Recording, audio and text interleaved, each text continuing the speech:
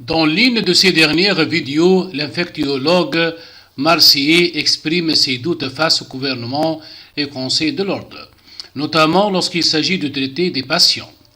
Dès les premiers mois de la pandémie, le professeur Didier Raoult a été l'une des personnalités à avoir créé la controverse, surtout en ce qui concerne la chloroquine.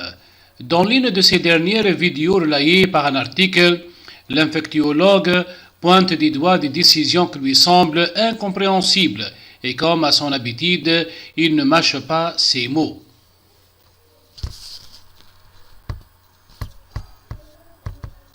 Les décisions gouvernementales remises en question, c'est à travers la chaîne YouTube de LIHI Méditerranée Infection que Didier Raoult a pris l'habitude de commenter et d'expliquer régulièrement l'actualité de la pandémie du coronavirus. Dans un bulletin d'information publié le 26 janvier, le professeur n'a pas hésité à hausser le ton face au gouvernement et au Conseil de l'ordre qu'il juge disruptive. L'infectiologue fait allusion à une guerre aux traitements qui ne sont pas le remdesivir. C'est pour rappel un médicament qui a été jugé inefficace pour l'OMS. Pour étayer son propos, celui-ci avance que plusieurs de ces projets de recherche qui auraient pu évaluer des médicaments qui ne coûtent rien ont été refusés, une situation inacceptable et qui doit s'arrêter selon le professeur. On doit nous laisser la possibilité d'utiliser et de tester, a-t-il martelé. Ce n'est pas le Conseil de l'ordre qui va dire la science. Didier Raoult n'hésite pas à remettre en question le Conseil national de l'ordre des médecins qui a récemment déposé une plainte contre lui. C'est un organisme qui est censé protéger les médecins plutôt que de les attaquer, explique le professeur. En outre, il se juge harcelé par le Conseil parce qu'il a soigné des malades. À cet effet, il ne cache pas son mécontentement et appelle à ce que cela s'arrête. Selon lui, le Conseil de l'ordre ne doit pas être aux ordres incompréhensibles de gens qui ne savent pas de quoi ils parlent.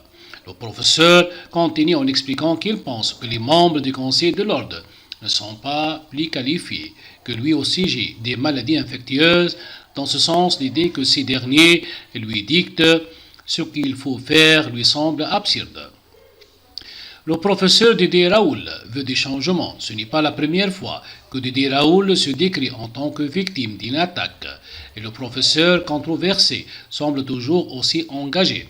Et on appelle ainsi à ses confrères médecins en rappelant que le Conseil de l'ordre actuel a été choisi et que dans ce sens, il faudra faire attention à ne pas élire les mêmes personnes lors de prochaines élections pour obtenir un réel changement.